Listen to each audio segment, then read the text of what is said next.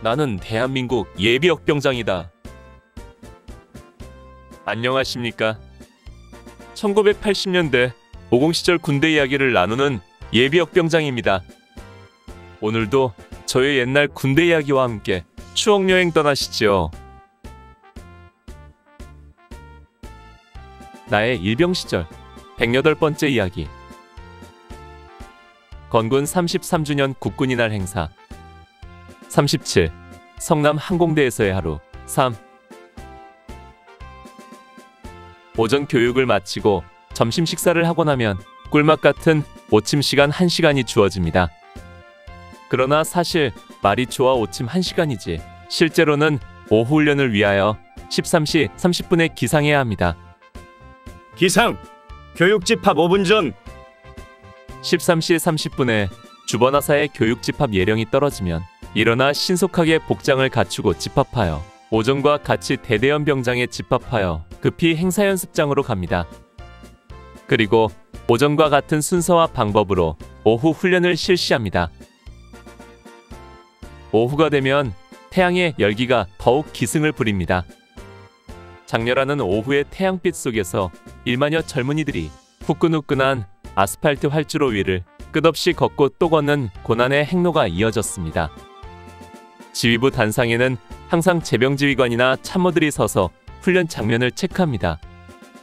앞서도 이야기했지만 우리들의 대대 규모는 여군을 제외하고 대부분 부대가 20열 25였습니다. 앞뒤 좌우 각 20명의 병사가 줄을 맞춰 행진한다는 것이 그리 쉬운 일은 아니었습니다.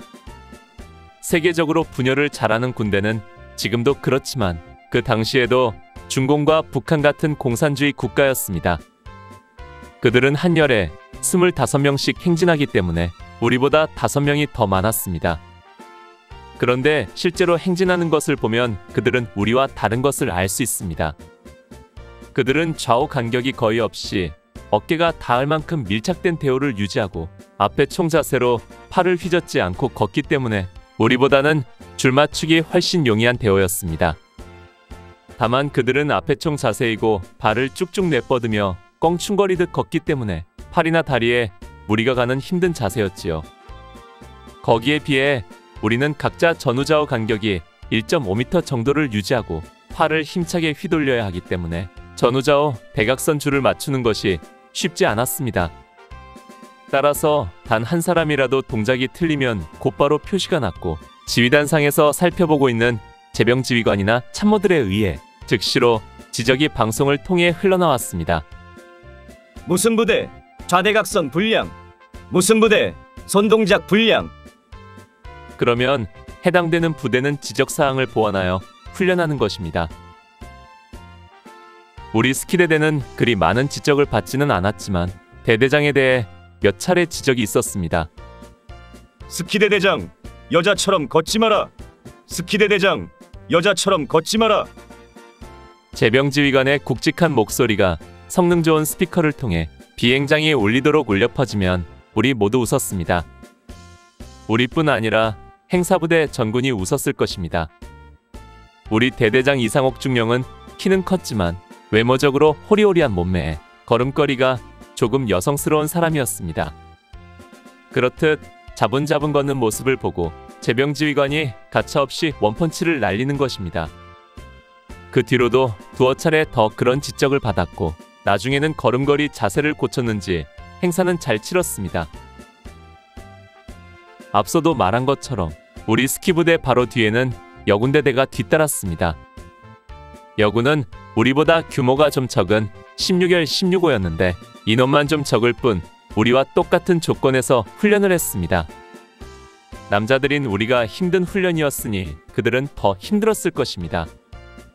평소 보폭이 남자보다 짧은 여자들이 76cm 큰 걸음으로 행진하는 것도 쉽지 않은 일이었을 것이고 뜨거운 태양 아래서 온종일 훈련하는 것도 쉽지 않은 일이었습니다. 그러다 보니 가끔 일사병으로 쓰러져 후송되는 여군들이 심심찮게 나왔고 그것을 보며 안타까운 마음이 들곤 했습니다. 그래도 우리 스키 부대는 여군 부대가 우리 뒤를 따라온다는 것이 큰 즐거움이었습니다.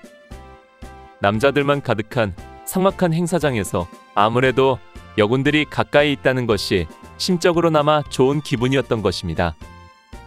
여군들도 평소에는 국방색 군복 차림으로 훈련을 했는데 여의도 통합훈련 때에는 행사복장인 스커트 차림으로 나왔습니다. 흰색 부츠에 주황색 스커트 제복을 입은 그들의 모습은 정말 아름답게 보였고 젊은 피가 충천하는 우리들로서는 그들을 보는 것만으로도 행운이었습니다.